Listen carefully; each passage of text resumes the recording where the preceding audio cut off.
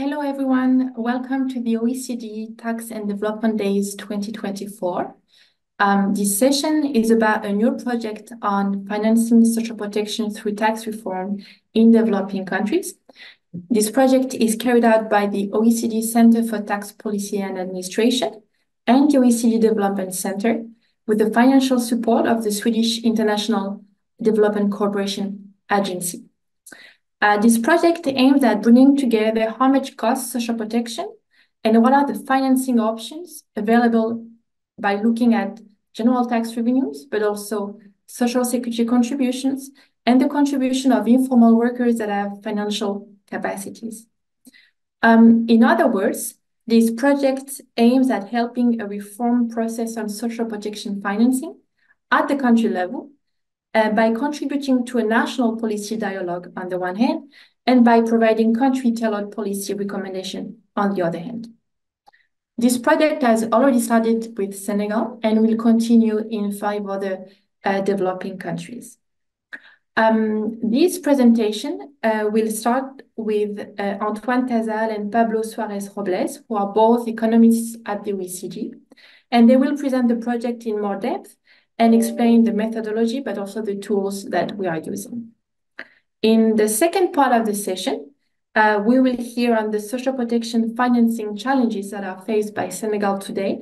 And we are really happy to have today with us 2 Senegalese officials, Mrs. Aminata Sow, who's the head of the General Directorate for Social Protection and National Solidarity, and Mr. Bassirou Sarr, who is a technical advisor of the Minister of Finance. Thank you both for being here today with us. Finally, we'll give the floor to Anders Gerdin for concluding remarks. Anders is a program manager at the Swedish International Development Cooperation Agency and is a real passionate, as you'll see, about social protection issues. Thank you also, Anders, for being here today with us. Let me stop here for this short introduction, and I'm going to give the floor to our first speaker, who's Antoine Casal, who's a tax economist at the OECD Center for Tax Policy and Administration. Antoine, the floor is yours. Thank you, Céline. So for this last session dedicated to financing social protection through tax reform in developing countries, maybe let's first start by having a few words about social protection. So what exactly is social protection? What are we talking about?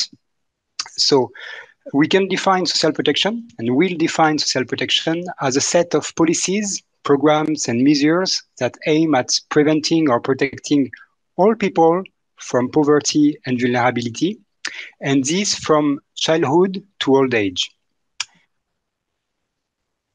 Social protection measures can be classified into different categories: social insurance schemes, where entitlement to benefits is conditional on the payment of contributions; social assistance and welfare programs that can be universal or targeted to specific groups of people; and social protection as well encompasses active labor market policies that aim at supporting the participation to the labor market and formalization. Usually, we consider that social protection covers 9 main areas: healthcare, sickness, unemployment, old age, employment injury, child and family, maternity, invalidity, and survivorship. Now let's turn to the question of why is social protection so important? Short answer is because social protection offers better lives to people, and in particular to the poor and the vulnerable who need it the most. In addition, social protection acts as an investment in the sense that it contributes to societies more productive and with greater social well-being. And finally, I have a lot of notification, I'm sorry. And finally, recent crises that we faced or are facing, such as the health crisis and the energy crisis, but as well the increasing challenges from demographic and climate changes, for instance, highlight and reinforce the importance of having and developing adequate and efficient social protection system. So for all these reasons, social protection is at the heart of SDGs and more generally is high or very high in national and international political agendas. So to conclude with this, social protection is a critical issue everywhere, but maybe it is even more so the case in lower income countries for at least two reasons. First, because usually the share of the poor and vulnerable is large in lower income countries. And second, because as we will see it in the next couple of slides, in lower income countries, social protection systems need to be further expanded and financed. Indeed, we can see in that graph that the share of the population that is covered by at least one social protection program in lower income countries, that is represented with color band, this share is limited and, sorry, you don't see the graph. Yeah. Well, anyway, yeah, I'm sorry for this, but believe me, the share of population covered by social protection program in lower income countries is by far below the population coverage in OECD countries. And the lower the income of countries, the lower the population coverage. And this observation applies to all areas of social protection. And beyond coverage, public expenditure on social protection in lower income countries is modest. For instance, this expenditure represents more than 20% of GDP in OECD countries, but only between 5 and 10% of GDP in middle income countries. And it is even below 5% of GDP in low income countries. Yeah. So as a result, the public expenditure on social protection is simply too low to adequately answer the needs for social protection in lower income countries. The additional revenue that would be needed to close the social protection financing gap is large, and according to ILO estimates, it is as high as 5% of GDP in lower middle income countries and as high as 16% of GDP in low income countries.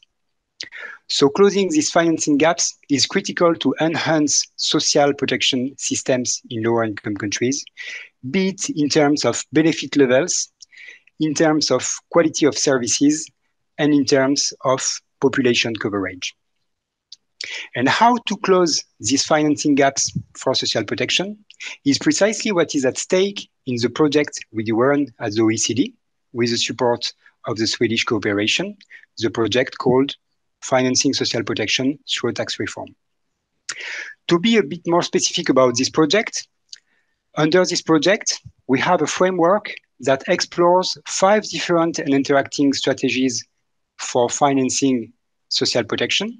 So the 5 financing options I was talking about are just in this slide. So the first option is the first option explores how to increase general tax revenue. The second option explores how to enhance the role of social security contributions. Third option is about how to strengthen the functioning of the formal economy. Fourth, how to limit tax and social evasion. Fifth and last, how to and to what extent make informal workers that have a contributory capacity pay for social protection. The analysis of these 5 financing options comes along with some cross-cutting issues, such as public governance and opportunities offered by digitalization. But most importantly, the analysis we develop is grounded in a specific country context. Specifically, to develop the analysis of this financing option, we very much take into account the socioeconomic characteristics of the country in question, and in particular, the characteristics of the informal economy of the country. We also take into account the organization and the functioning of the tax system on the one hand, and of the social protection in place on the other hand. So this project is very much country specific, and we develop it with and for national stakeholders and authorities we work with. Next slide, please. Okay, thank you. To go one step further, the quantitative and qualitative analysis we develop in this project relies on, in particular, on in-house data, for instance, data on informality and data on tax revenue, and on in-house analytical tools. To illustrate, for instance, if we consider the first financing option I was talking about, how to increase tax revenue, this financing option is analyzed through a tool that is built around four successive modules you can see on the left of the screen. The first module allows systematic cross-country comparison, where we can benchmark the tax system of a specific country against peer countries. The second module, next slide, please. The second module provides a menu of tax measures tailored to a specific country in question. Next slide, please.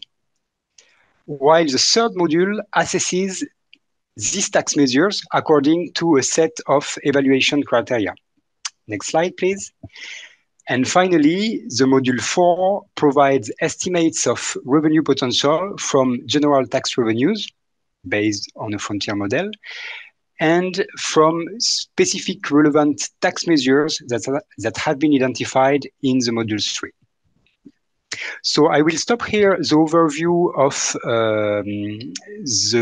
the financing social protection project, for which we have the pleasure to work with Senegal, and for which we are initiating collaboration with other partner countries from Africa, Asia, and Latin America. I just take the opportunity to thank our donors. So next slide, please.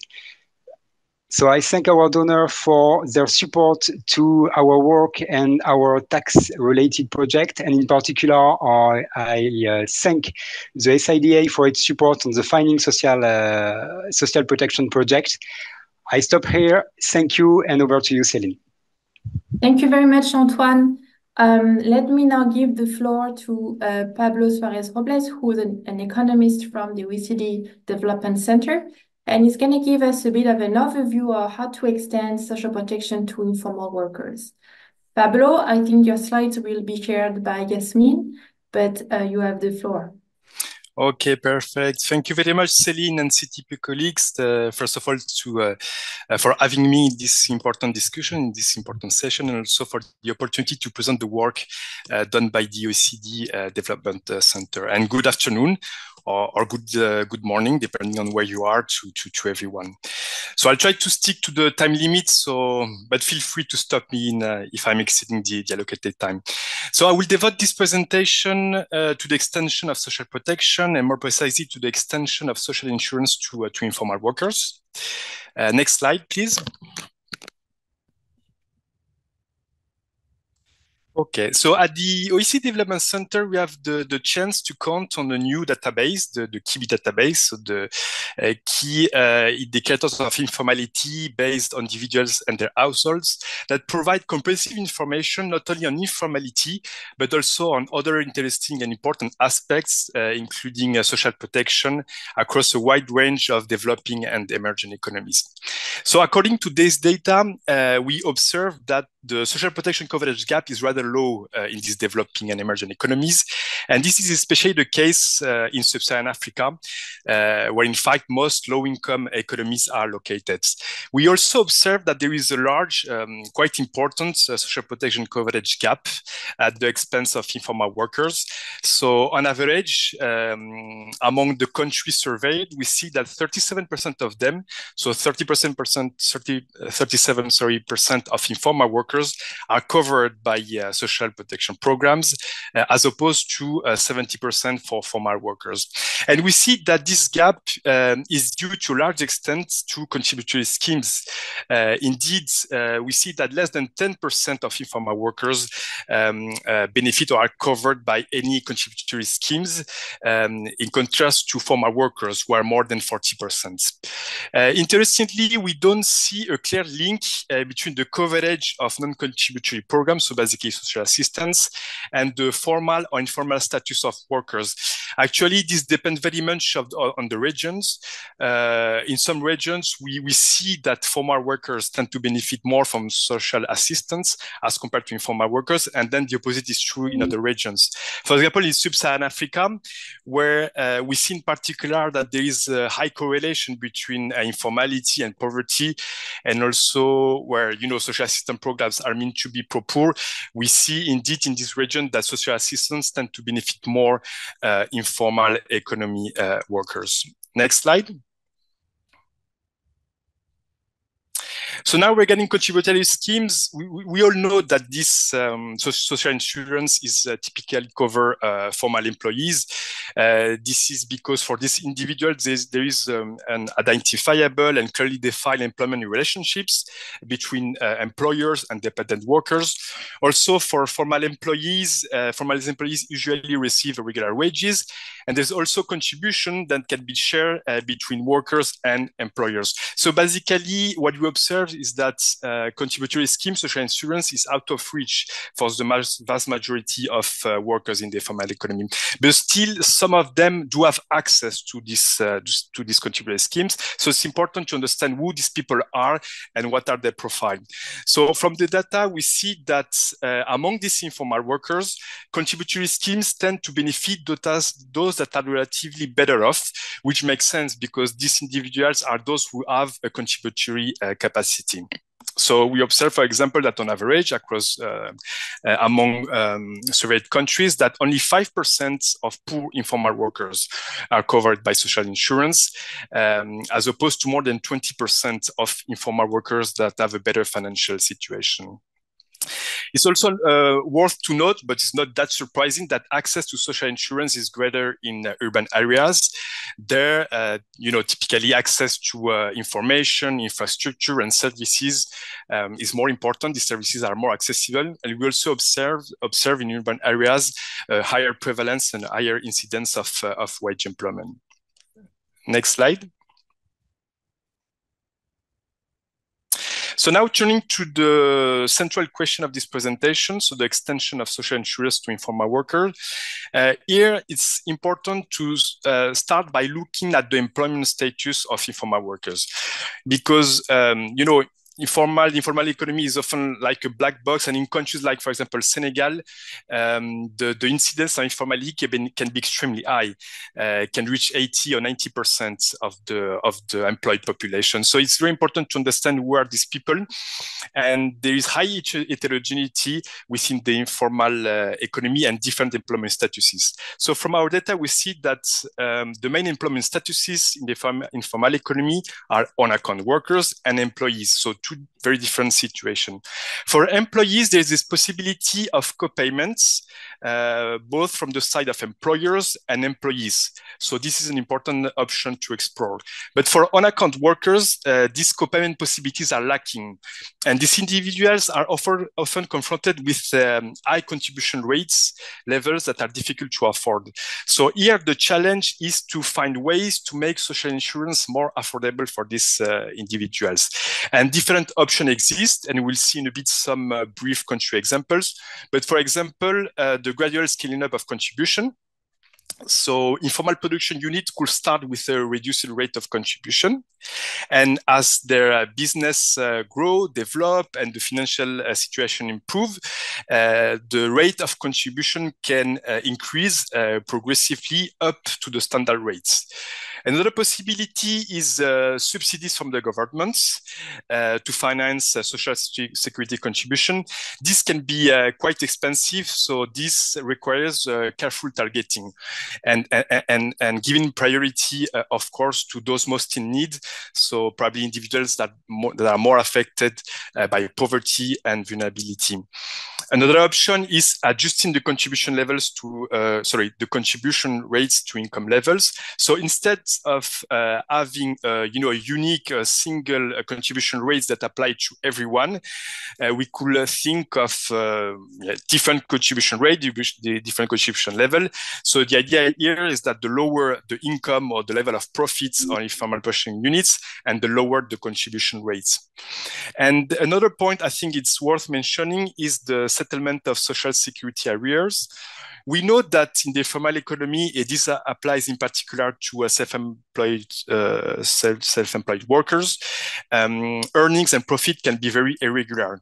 So these individuals, there's not always a possibility for them to pay contribution. So if the system is too rigid, there's the risk of excluding these individuals from social security coverage.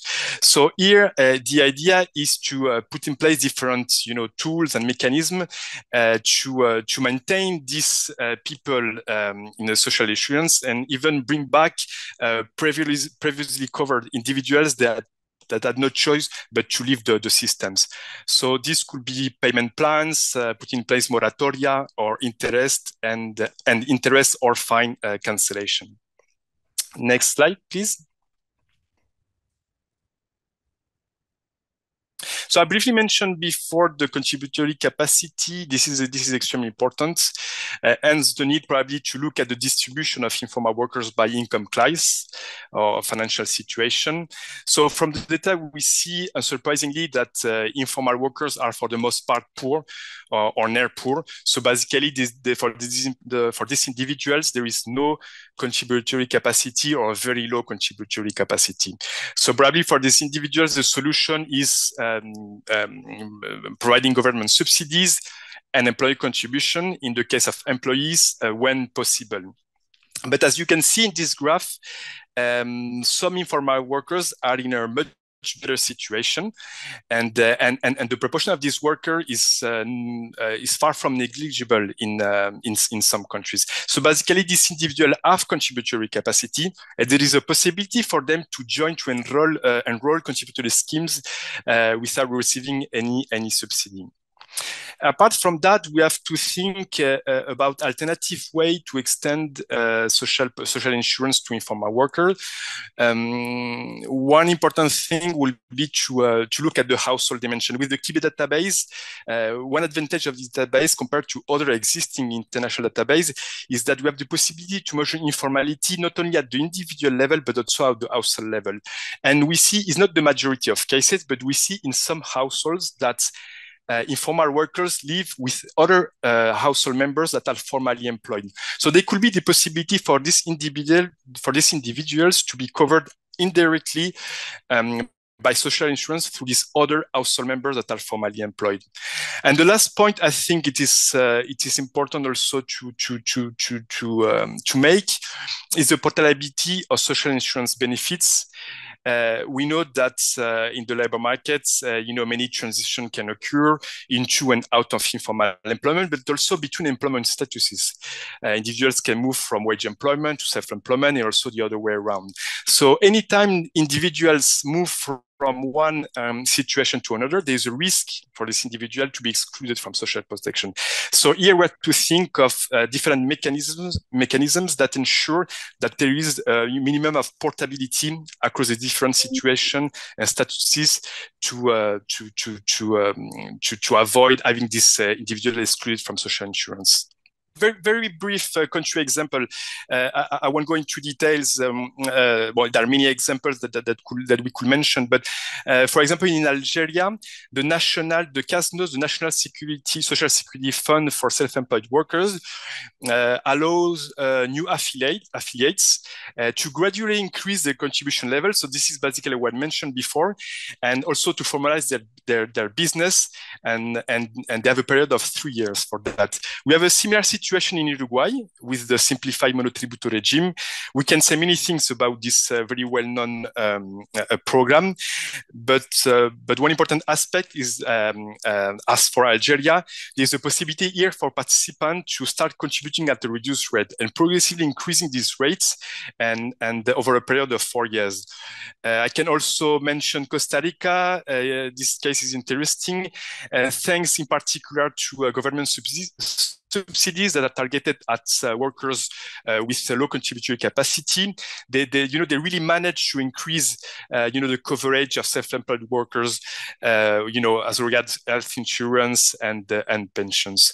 Basically, all these programs try, among other things, to make this social insurance more affordable to informal self-employed workers.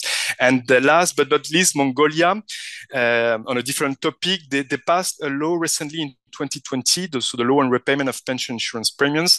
So basically, this law enables self-employed workers to settle social security arrears on favorable terms. And here, for example, they have the possibility to make back payments at a rate of 10% the minimum wage. I can stop here. I hope I Thank you very much, manage. Pablo. Okay. That was really interesting. Thank you. Thank you very much. Thank you. Now I'm going to give the floor to our panelists from Senegal. We'll start with Aminata So. Aminata is the head of the General Directorate for Social Protection and National Solidarity. That belongs to the Ministry of Community Development, National Solidarity, and Social and Territorial Equity. Aminata is going to give us a presentation in French. So for the non-francophone, please use the interpretation in English. You have a button below. Aminata is going to give us an overview of the financing challenges today of social protection in Senegal. Hello, everyone. Thank you very much.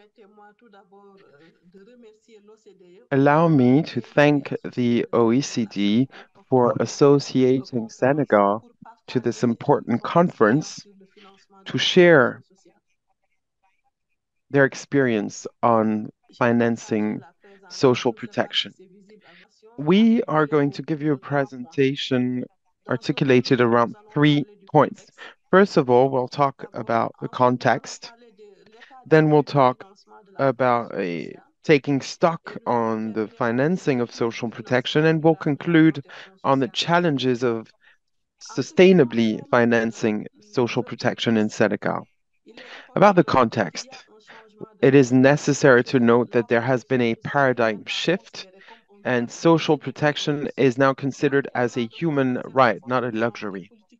There's also a strong will of the Senegal state, who has set social protection as a priority in the Senegal Emerging Plan, the core of public policies in Senegal. Another aspect is a national strategy for social protection around the cycle of life, with an objective by 2035. The vision is to avail of a social or an inclusive, robustly anchored in the national culture and guaranteed by the state through laws. In this context, there's also an extension of social protection, and in the face of this challenge, the state has implemented new instruments. The point is to build a national social protection system that is inclusive, resilient, and sustainable. Final element of context is the articulation of the protection system around 2 systems, a contributional one and a non-contributional one. 2 aspects, voluntary and compulsory. The non-contributional one is made of targeted programs and non-targeted programs. I won't get into detail. Now let's take stock on financing. We should note that there is a financing structure based on social contributions for the contributional one state, for the non-contributional one. There's also a chronic deficit of financing despite strong efforts made by the state over the past 10 years. We will come back to that in a moment. There's also a social evasion phenomenon that is increasing. There's also a low contribution of informal economy. As you know, in Senegal, informal economy accounts for 97% of economical units, which is significant, at least in terms of impact for funding social protection. But there's also constant evolution of social protection extension programs. And for this, we give the example of the national program, a program based on cash transfer, conditioned transfers, targeting households in foreign countries. The budget went from $58 million to more than $86 million. That's a 46% increase, showing a strong will of the state in Senegal to strengthen the social protection system. We also have an increase in the expenditure on social protection. As you can see in the table, you can see the expenditure has gone to over $500 million. It basically doubled between 2010 and 2021. And now let's move on to the next step, the challenges for financing social protection. We have three main challenges: sustainability, appropriation, and governance. So I will go into more detail in all of these challenges. In terms of sustainability, despite efforts deployed by the state, contribution to partners for development is very important, but this contribution follows changes over time. So we can't take anything for granted in terms of social protection. What you also want to remember is that non-contributory programs are developed and they're funded by the state. But then you have the question is how sustainability this expenditure is. What we recommend is to finance social protection through budgetary and tax reforms. Resources from development partners will be complementary to guarantee the sustainability of social protection financing. The other challenge is appropriating it to make it possible that you can reconcile the level of financing with the government's will to extend social protection. What's important to comment upon is that the amount of resources expected for proper implementation of SNPS has not been reached. The efforts deployed from the national wealth to finance social protection is below the expectations as well. In the National Social Protection Strategy, we expect 7% of GDP to be contributed, but it's currently at 2.35%. That's what Antoine was saying in his presentation. So we have a significant gap in financing here, and to ensure sustainable and adequate financing for social protection in Senegal, it's important to create a budgetary space in line with the recommendations of the study performed by Senegal's government with support from the ILO, the International Labour Organization. The last challenge is governance for this financing, which regards exhaustivity, efficiency of spending, and the quality of this service. Social protection expenditure is difficult to estimate because, on the one hand, the different stakeholders, but also a lack of visibility from some of these stakeholders, such as the local authorities and households. On the other hand, we have a lack of a specific designation for social protection actions in the budget. There is a need to implement a body whose goal is to optimize financing by regulating the social protection system by allocating resources.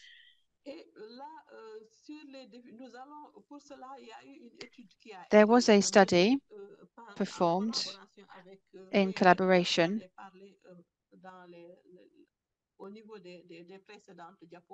I spoke about this already in previous slides. This study provided us with several financing options. Here you have 8 of them, which were listed in this study on financing social protection in Senegal.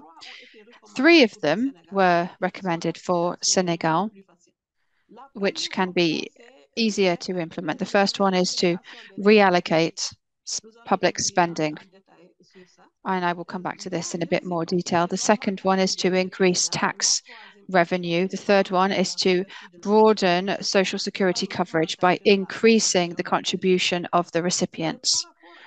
In terms of this first option, then, there were a couple of recommendations, for example, to reallocate resources dedicated to free health services. So in Senegal, we have a lot of free healthcare services. And so we think that reallocating this, or in this study, they recommended that we decrease what is provided for free to be able to pay for social protection. Another recommendation is contribution from local authorities, which is very important in Senegal. Local authorities are being made aware because they are connected to the workshops that we organize to try to create awareness about how relevant and the obligation really to include social protection financing in our budget. The other recommendation is to reallocate public spending, for example, the fuel subsidies, which benefit people are not who are not in vulnerable situations or who are not in poverty. The second option is to increase tax revenue through the following methods. I hope I haven't spent too much time, but we have some recommendations here to eliminate tax spending for companies. There are a lot of waivers, so we would be recommended to remove these waivers and then to put that extra money towards social protection, then to improve the efficiency of tax administration through digitalization for the tax process to increase revenue. And then there was a recommendation in the current context is to contribute oil and gas royalties in Senegal will soon be able to exploit its oil and gas resources. Therefore, it's important for part of that to be allocated to financing social protection. The last option, there is the recommendation for households to contribute to the universal healthcare coverage. We have been looking at this for a symbolic amount, for example, which will make it possible to contribute to financing social protection and then to extend the retirement to people in the informal economy.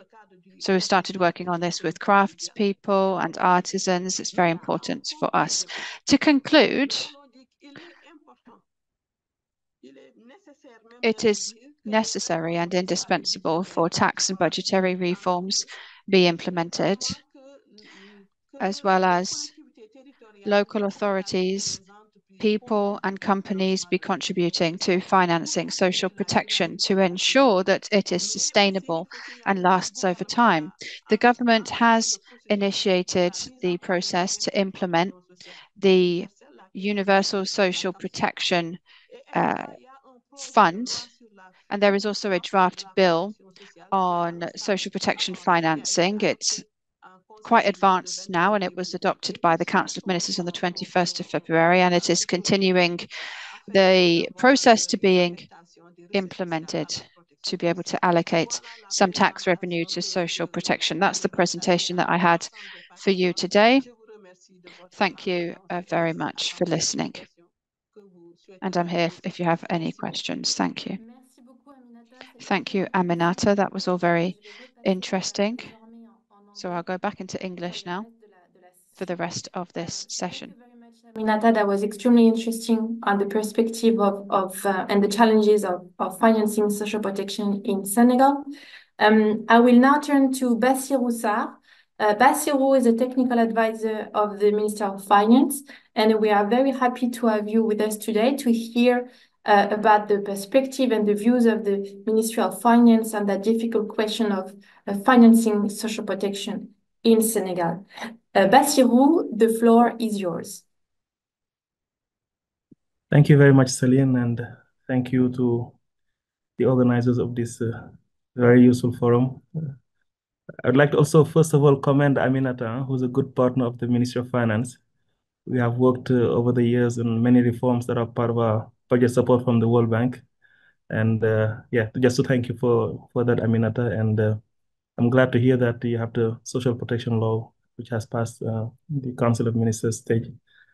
So I think after Aminata's intervention, I'll probably go into a bit more detail in certain aspects and share maybe our thoughts on the financing of social protection in Senegal and touching on two key points. The first one is the source of financing, and the second one are avenues for reform, and which will tie back to where Aminata left off in terms of fiscal policy.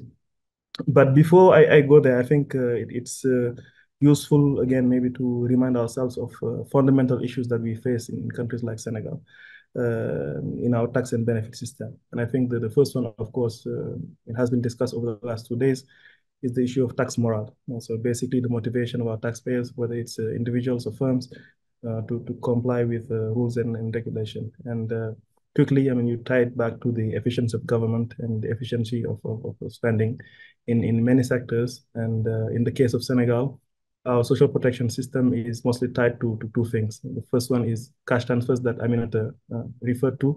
And the second component is the healthcare. So the universal healthcare program that the government has. And in all of those areas, I think, more efficiency in spending and also more visibility of the government's action, could maybe induce, certain taxpayers to be more willing to comply. And the second one, I think, is a fundamental issue of information and information knowledge about citizens, where their revenue lies and whether or not they should qualify, for the tax and benefit system. I think as a country, I mean, there's still a lot more investment that needs to be done to make sure, at any time, there's still a comprehensive view of who's contributing, where their revenues are in the income curve, and what they should have in terms of benefits. Because today, if you pick, for instance, the healthcare system, I think there are a lot of inefficiencies because the benefits just almost apply to everybody, regardless of their income levels.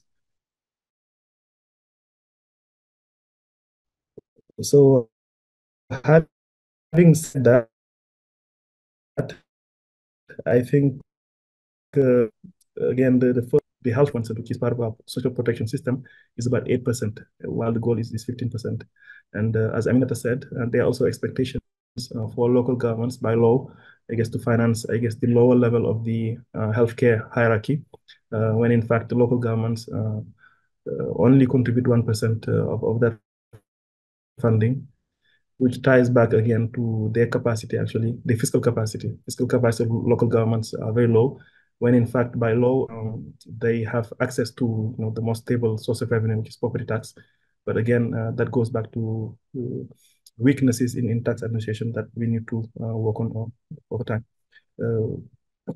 Now, again, in terms of reallocation of expenditures within the healthcare system, I think as a country, we still need to work on three main areas. The first one is improving access and quality, which will, show the benefits for citizens to participate either, in the healthcare system, in the insurance schemes, in an obligatory manner or, on a voluntary basis. Because unless they see the benefits, I think it'd be very hard to ask people, to contribute to funding the universal healthcare. And the second point, I think, is that we still need to work on defining a minimum package of benefits that citizens can access. And I think all of that can be achieved by making sure that we become more efficient in the allocating all the expenditures that we have in the healthcare system. On the transfer side, I think Aminata and her team, they're doing a very good job. And I think it's a system that works very well. And last year, they expanded the coverage to 1 million households. And before that, it was about 500K. And I think that's the right direction. But I think fundamentally, at some point, as a country, we need to invest in just having a proper social security system rather than, trying to find out who's below the poverty line and who qualify, I guess, for these transfers because it's dynamic. I mean, people fall below the poverty line all the time. They can graduate from it, and unless you have a dynamic system of capturing income levels, it is very hard to make sure that you have a fair and transparent system. Now, having said that, the other point maybe of reallocation is on the subsidy side. I mean, I touched a bit on it, and notably on the energy. I think in a more detailed manner, we published about 2 years ago a roadmap to eliminate fossil fuel subsidies by 2025 in the tune of 1% of GDP per year. And in Senegal, 1% of GDP, I mean, it's quite a hefty amount. And by doing that, we consolidate our budget back to our golden rule of 3%. But at the same time, also, it leaves more space for the state to reinforce the existing cash transfer program. And specifically on the energy subsidies, the idea is to make sure that when we eliminate the subsidies, for all households, then, we can identify those who are on the lower end of the income curve and make sure that proper transfers are made to them to compensate them, which in a way, reinforces, I guess, the social protection system, which is another way also of funding such households. Now, I think the second point I would like to touch on is on the tax side. So just to give you a general sense, since 2020 in Senegal, we published our medium-term revenue strategy, which was one of the first ones, I guess, published in Africa, and certainly the first one in West Africa. I had the pleasure of leading the team that wrote that medium-term revenue strategy. And the thinking overall in that strategy was to make sure that, we have a national development plan which laid out our expenditures in terms of investment and so forth, notably in human capital. But, we needed also something in the face of it on the revenue side. And this was these MTRS. And the MTRS heavily focused actually on reforms that are on the administrative margin of the tax system. And there were three key components. I mean, the first one was, I guess, a lot of focus on digital investments, as Aminata mentioned. The second one was on human resources that are supposed to administer the tax system. And that goes back, I guess, to the earlier session that we had with the tax infrastructure without borders. And the second one was on fiscal policy. And on fiscal policy, this issue on reducing tax expenditures in key sectors has been key. And if you read our Article 4 reforms with the IMF, I mean, you see that it's a topic that comes back again every year. And then we have a lot of reforms that are underway to make sure that we reduce tax expenditures and reallocate, I guess, these revenues on key areas such as social protection. Now, maybe just a couple of points that Aminata touched on also that I would like to comment on. I guess using the oil and gas revenue to finance the social protection system. I mean, there are some limitations because in the oil and gas revenue management framework that we have, all the revenues actually are geared towards the investments. So I think investments in terms of capex for the social protection system would be eligible. But then if it is recurring expenditure, just transfers, I think by law, the level of revenues that we have, will not allow for that. And that's something that we should keep in mind. So I think I'll stop there, and maybe Celine, you can take over. And of course, if participants have questions, I'm happy to answer them. But again, thank you for this very useful forum, and look forward to the questions. Thank you. Thank you very much, Basir. That was excellent, and thank you very much for your insights. I'm not gonna say much because we have a last speaker now. It's Anders Gerdin from SIDA, so the Swedish International Development Cooperation Agency, and Anders will give us some concluding remarks. So, Anders, the floor is yours. Thank you very much. And thank you all the previous speakers for the very rich presentations. For us, it is clear that social development and economic development are correlated and mutually reinforcing, not necessarily in parallel, but sometimes social development would feed economic development and vice versa.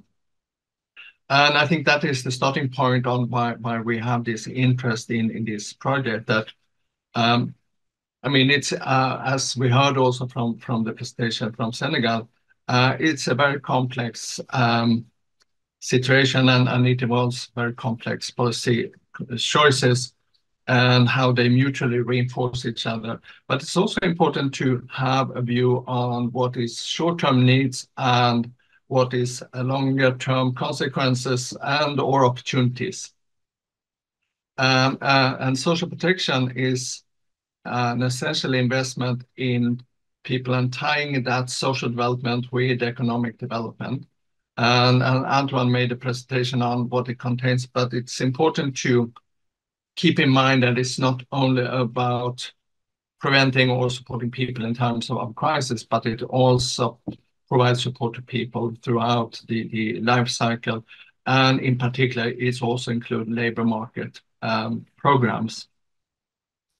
And we think it's important to keep in mind that in order to promote growth, we need to invest in people and human capital. And that would also involve strengthening the capacity to actually provide resources in terms of taxation. And in turn, increased taxation could also mean that we have more opportunities to invest in people. So it creates a virtuous circle of opportunities. And there are structural challenges, and we heard about the informal economy, but also low educational levels. And the OECD Development Center published a report now in January on the informal economy that I highly recommend, highlighting the connection in between low educational skills and informality. And in terms of sustainable financing of social protection, I think it's important to have a distinction in between the need of investing in people for them to become formalized and the need to have taxes now. I think that is part of our understanding of sustainability and finding the roadmap on how to get from that situation into a situation where you basically have more or less full employment. Then there was one important study in Sweden on the Swedish social protection system, highlighting the need to have pretty much full employment to have a full and complete social protection system. And currently, as we all know, there are 4 billion people without any type of social protection. So there's a huge need. And as Antoine pointed out, that there's an estimate from ILO that low-income countries would require up to 16% of GDP additional funding to reach universal social protection floor, which is, a basic social protection. So I think it's important to have a clear understanding how do we get to this 16%, because to make it sustainable, I think it's important to realize that we need to be less dependent on external funding and more dependent on the domestic funding. So I think it's part of our approach to understand how we can strengthen the domestic financing through investment in people, and as well to have strengthening of the taxation systems to be able to address tax avoidance, tax evasion, illicit financial flows, as well as also involving large taxpayers and high income earners. And the problem is really that many of those would pay their social protection out of their own pocket. So one of the key questions that we try to address is also how do you create solidarity and willingness to pay for other people's social protection. And that was partly covered by yesterday's session on tax morale. But I think there are a lot of these issues that we need to understand better. And I think that's why we are so excited on this project and to have a more solid understanding from different countries with different starting points and different levels of development in order to understand much better on what are the proper roadmaps in what situation to support countries to create a sustainable financing basically on social development, where social protection is one of the key components as we see it. So I think I stop there. Thank you very much. Thank you. Thank you very much. Thank you to all our speakers today. That was extremely interesting discussions. Please do not hesitate to contact us in case you would like to receive more information on the project. We have started with Senegal. We have a few other countries in the pipeline, but we have also possibility to take new countries on board if there is a country interest, obviously.